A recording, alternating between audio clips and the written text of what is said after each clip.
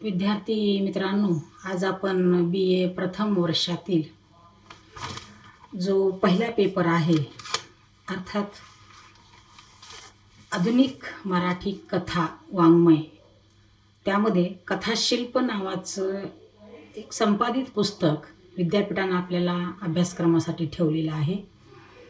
या संपादित पुस्तकामध्ये एकूण या कथा वाङ्मयाच्या संदर्भानं जर आपण पाहिलं तर खऱ्या अर्थानं ज्या कथा आहेत त्या कथा या वेगवेगळ्या प्रकारातील कथा ह्या अभ्यासक्रमाला लावलेल्या आहेत. एकूण कथा आहेत 10. या 10 कथांच्या मध्ये अभ्यासक्रमाला हा पेपर लावत असताना प्रामुख्याने मराठी साहित्यातील किंवा मराठी वाङ्मय प्रकारातील जे वेगवेगळे घटक आहेत ते वेगवेगळे घटक वेगवेगळ्या पद्धतीने अभ्यासले जावेत, हा त्या पाठीमागचा उद्देश आहे. साहित्याच्या प्रकारामध्ये कथा, कविता, ललित गद्य, कादंबरी वाङ्मय यांचा समावेश होतो. त्याच्यामध्ये मग चरित्र आहे, प्रवास वर्णन आहे, आत्मचरित्र आहे, आत्मकथन आहे, हे सगळे साहित्याचे प्रकार म्हणून ओळखले जातात. आपल्याला अभ्यासक्रमाला जो घटक ठेवलेला आहे, वाङ्मय प्रकार जो ठेवलेला आहे, तो आहे कथा वाङ्मय प्रकार. कथेच्या अनुषंगाने जात असताना कथा सांगणे आणि ऐकणे ही मानवाची मूळ प्रवृत्ती आहे. घरामध्ये आपले आजी आजोबा एखादी छोटी गोष्ट किंवा एखादी घटना कथन करून सांगत असतील तर लहानापासून मोठ्यापर्यंत त्याच्याकडे ऐकण्याची जी एकाग्रता असते किंवा ऐकण्याचे जे कौशल्य असतं ते आपण मन लावून ऐकत असतो. आपण इतर वेगळ्या कामात असलो तरी प्रामुख्याने कथा सांगत असताना ही आपण मन लावून ते ऐकण्याचं काम करीत असतो. आणि मग कथेतून बोध असतो मुलांना, कथेतून प्रेरणा मिळत असते. प्राणी कथा आहेत, बोध कथा आहेत, अद्भुत कथा आहेत, चोरांच्या कथा आहेत, प्राण्यांच्या वेगवेगळ्या संदर्भानं कथा आपल्याला अभ्यासता येतात. मग या सगळ्या कथांच्या माध्यमातून कोणत्या ना कोणत्या स्वरूपातला बोध किंवा कोणत्या ना कोणत्या स्वरूपातल्या प्रेरणा ह्या मिळत असतात. आणि मग त्या कथेतून काहीतरी घेण्यासारखं असतंय, ऐकण्यासारखं असतंय, तेव्हा आपण ती कथा काय करीत असतो, ऐकत असतो. मग कथा सांगणे आणि ऐकणे ही मानवाची मूळ प्रवृत्ती आहे. कथा सांगायलाही आवडतं आणि कथा ऐकायलाही आवडत असतं.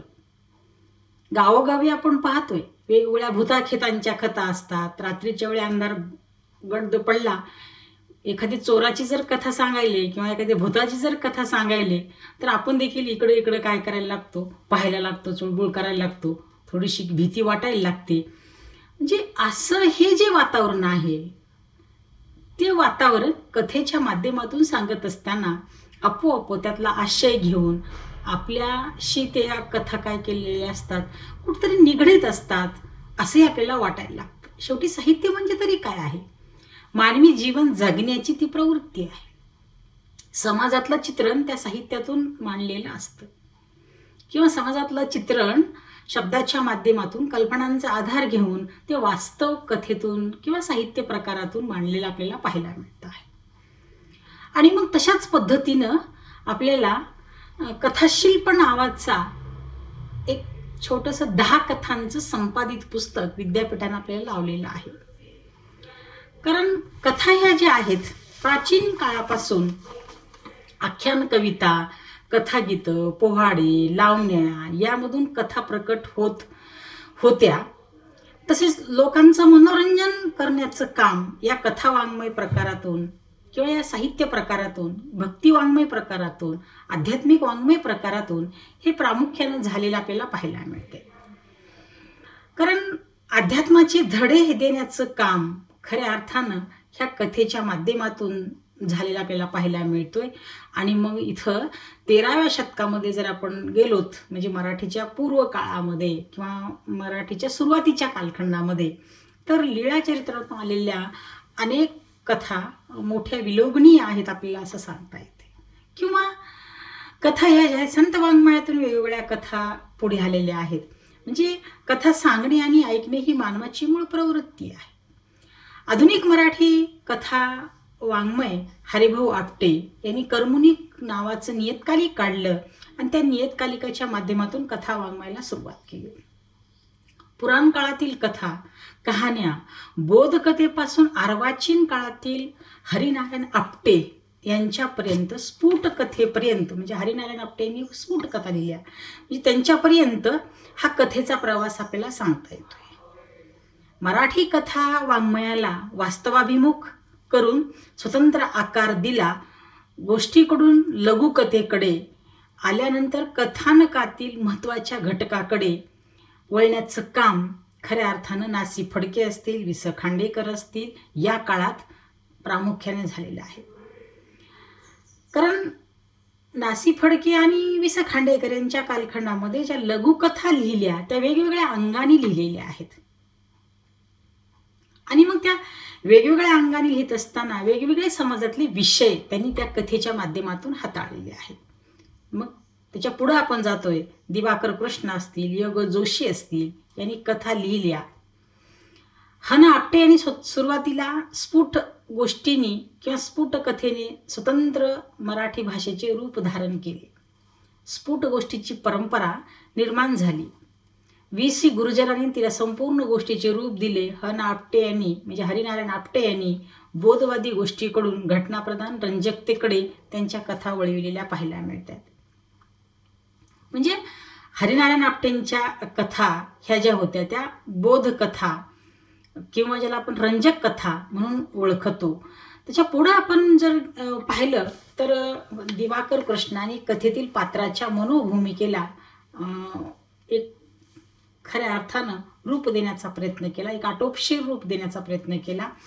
आणि लघुकथेचा पाया या दिवाकर कृष्णानेच घातला. ना.सी. फडके यांनी लघुकथेचे तंत्र आणि मंत्र सांगून कथेचा सुडोलपणा आणला, तर मराठी कथेवर फडके तंत्राचा प्रभाव पडला. मात्र वि. स. खांडेकरांनी लघुकथेला जीवनवादी बनविलेली आपल्याला पाहायला मिळते. त्यांच्यातच म्हणजे त्याच्यातलीच वि. स. खांडेकरांचं मोत्याचं पीक नावाची ही कथा आपल्याला अभ्यासाला दिलेली आहे. आता वि. स. खांडेकर हे जीवनवादी साहित्यिक म्हणून ओळखले जातात, तर फडके हे खऱ्या अर्थानं मनोरंजनवादी साहित्य प्रकार म्हणजे साहित्यिक म्हटले जातात. आता जीवनवादी म्हणत असताना मोत्याचं पीक नावाची आपल्याला अभ्यासक्रमाला पहिलीच कथा आहे ती आपण पाहणारच आहोत या ह्यांची वि. स. खांडेकरांची. दुसऱ्या महायुद्धाच्या विफलतेची छाया कथेवर पडलेली आपल्याला पाहायला मिळते. कारण समाजातल्या जडणघडणी, समाजातील वेगवेगळे विषय हे साहित्यिक आपल्या साहित्यातून मांडत असतो, ते कथेतून मांडलेले आहेत. नवकथेचा जर विचार केला तर नवकथा मानवाच्या अंतर्बाह्य बदलात प्रामुख्याने या नवकथेमध्ये गंगाधर गाडगिळांनी सुरुवात केली. या नवकथेमध्ये अरविंद गोखले आहेत, त्याच्यानंतर गंगाधर गाडगीळ आहेत, पु.बा. भावे आहेत, व्यंकटेश माडगुळकर आहेत. यांनी नवकथा ही खऱ्या अर्थानं रूपांत आणलेली आहे. वास्तवतेचा वेध घेता घेताच ही कलात्मक पातळीवर जाऊन पोहोचली आणि ग्रामीण माणूस खऱ्या अर्थानं या कथेने साकार केलेला आपल्याला पाहायला मिळतोय. म्हणजे मानवी मनाचं विश्लेषण करण्याचं काम या कथा म्हणजे नवकथेनं केलेलं आपल्याला पाहायला मिळतं आहे. समाजाबद्दलचा वेध नवकथेने घेतला आहे. स्वातंत्र्यपूर्व काळातील सामाजिक ग्रामसंस्कृतीचं दर्शन त्यांच्या कथेतून घडलेलं आहे. नवकथेने नवजीवन, नवी माणसं, नवे रूप, नवे तंत्र हे विकसित केलेले आपल्याला पाहायला मिळते. नवकथेच्या काळातच ग्रामीण कथालेखन हे माडगुळकरांनी केलेलं आपल्याला पाहायला मिळते, ज्याला आपण व्यंकटेश माडगुळकर म्हणतो. मानदेशी माणसं नावाचा त्यांचा कथासंग्रह हा खूप प्रसिद्ध अशा स्वरूपाचा कथासंग्रह आहे. कथा वाङ्मय प्रकारातील वामन चोरगडे यांची लघुकथा प्रथम अभ्यासाला आपल्याला इथं निवडलेली आहे. त्याच्यानंतर कथेला स्वरूप प्राप्त करून दिलेलं आहे. कथेच्या प्रकारातील लघुकथा, रूपक कथा, विनोदी कथा, नवकथा, ग्रामीण कथा, दलित कथा, सत्यशोधकी जाणीवेची कथा, ह्या सगळ्या प्रकारातून कथा ह्या निवडलेल्या आपल्याला पाहायला मिळतात. म्हणजे लघुकथा दिवाकरांनी सुरुवात केली तर ती आपल्याला तीही अभ्यासक्रमात आहे. लघुकथेनंतर रूपक कथा आहे, विनोदी कथा आहे, नवकथा आहे, ग्रामीण कथा आहे, दलित कथा आहे आणि सत्यशोधकीय प्रकारातील कथा देखील आपल्याला अभ्यासक्रमाला ठेवलेली आपल्याला पाहायला मिळते. म्हणजे अशा पद्धतीनं हा कथेचा एकूण प्रवास त्यांनी अभ्यासक्रमाला आपल्याला लावलेला आहे.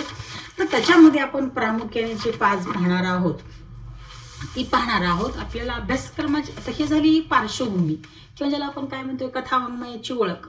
कथा कधी सुरुवात झाल्या, कुणापासून, कशा स्वरूपाची प्रवृत्ती आहे. कारण ही मानवी प्रवृत्ती आहे, सांगणे ऐकणे दोन्ही.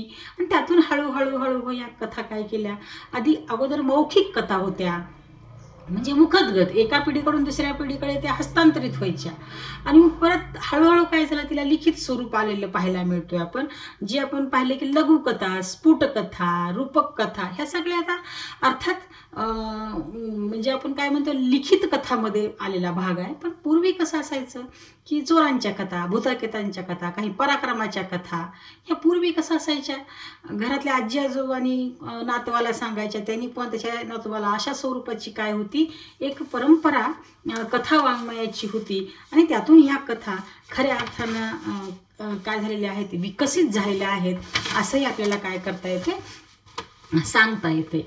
आता सुरुवातीला आपण जो घटक पाहणार आहोत की ह्या कथेच्या अनुषंगानं ज्या आपल्याला अभ्यासक्रमामध्ये ज्या एकूण 10 कथा त्यांनी ठेवलेल्या आहेत, ह्या 10 कथांच्या बाबतीमध्ये आपण तेवढ्याच कथांच्या बाबतीमध्ये विचार करणार आहोत. अर्थात प्रत्येक कथा ही वेगवेगळ्या प्रकारातील आहे असं आपल्याला काय करता येते, या अनुषंगानं सांगता येते. आता मुलांनो लक्षात घ्या की पहिलीच कथा आहे अतिथी देवो भव. ही अतिथी देवो भव वामन चोरघडे यांची कथा आहे. दुसरी कथा आहे मोत्याचं पीक, ती आहे वि.स. खांडेकरांची. तिसरी कथा आहे किडलेली माणसं, ती आहे गंगाधर गाडगिळांची. चौथी आहे विलायती पीक, शंकर पाटील. वाळवण नावाची कथा आहे रारंग बोराडे, जे आपल्या मराठवाड्यातील लातूर जिल्ह्याचेच ते म्हणजे लेखक आहेत, साहित्यकार आहेत. खूप मोठे कथाकार, कादंबरीकार म्हणून ग्रामीण अंगाने त्यांनी खूप मोठं काम साहित्य प्रकारात केलं आपल्याला पाहायला मिळतं आहे. पुढे आहे निर्वासित नावाची कथा आहे अविनाश डोळसांची. कुऱ्हाडीचे दांडे श्रीराम गुंदेकर, हेही आपल्या लातूर जिल्ह्यातले राजश्री शाहू महाविद्यालयामध्ये ते प्राध्यापक होते. आज ते नाहीत, आपल्यातून निघून गेले आहेत. त्यांचेही लगाम नावाचा कथासंग्रह आहे, तोही त्यांच्यातली कथा आपल्याला अभ्यासक्रमाला ठेवलेली आहे. पुढची कथा आहे वारसा नावाची, सानिया नावाची स्त्रीवादी लेखिका आहे, तिची ती कथा आहे. शुद्ध बीजापोटे रेखा बैजल यांची ती कथा आहे. आणि बरकत नावाची कथा साहिल शेख या कथाकारांच्या ह्या 10 कथा आपल्याला अभ्यासक्रमासाठी ठेवलेल्या आहेत. आणि मग त्या कथा आपल्याला प्रामुख्याने आज म्हणजे आता अभ्यासावायच्या आहेत. तर ह्या 10 कथामध्ये प्रत्येक कथेवर आपण 1 किंवा 2, मोठी कथा असेल तर त्याच्यावर 2 तास घेऊयात.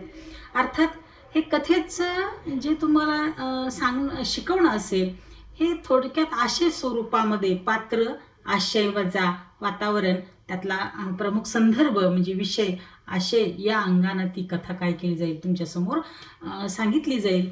आणि त्यातून तुम्हाला ती पात्र हे कशा स्वरूपाची आहेत, कथा कोणत्या घटकावर अवलंबून आहे ती पाहायची आहे. आणि मग आपण पुढचा जो संदर्भ पाहणार आहोत, तर कथेच्या अनुषंगानं कथा ही मानवी मूळ प्रवृत्ती आहे. कथा सांगणे, ऐकणे, आणि त्यातूनच आपण ह्या कथेचा संदर्भानं हा अभ्यास करणार आहोत असं आपल्याला काय करता येते, सांगता येते. तर कथेच्या अनुषंगानं आपण पाहत असताना आपल्याला असं म्हणता येतंय की कथा वाङ्मय प्रकार हा जो आहे, या कथे वाङ्मय प्रकाराचे काही घटक वैशिष्ट्ये आहेत. कथा वाङ्मय प्रकाराची काही उद्दिष्टे आहेत. कथा वाङ्मय प्रकाराचं स्वरूप आहे एक विशिष्ट प्रकारचं, आणि कथा वाङ्मय प्रकाराचे काही विशेष आहेत. स्वरूप, विशेष, त्याचे प्रकार, घटक वैशिष्ट्ये आहेत आणि ज्याला आपण काय म्हणतोय उद्दिष्ट, ह्या 3-4 प्रकारातून आपल्याला ह्या कथेचा अभ्यास करावायचा आहे. आणि इथं प्रामुख्याने आपण या सिलॅबसची, म्हणजे आपल्याला जो सिलॅबस कथा वाङ्मयाचा लावलेला आहे, कथाशिल्प नावाचं जे पुस्तक आहे आपल्याला, तर त्या पुस्तकातल्या एकूण 10 कथा आणि कथेच्या अनुषंगानं किंवा अभ्यासक्रमाला लावलेल्या अनुसरणानुसार तुमच्या समोर मी एवढा भाग ठेवलेला आहे. आणि मग आपण दुसऱ्या भागामध्ये कथेची उद्दिष्ट, स्वरूप आणि कथेची वैशिष्ट्ये ही अभ्यासणार आहोत. इथं आपण थांबूयात.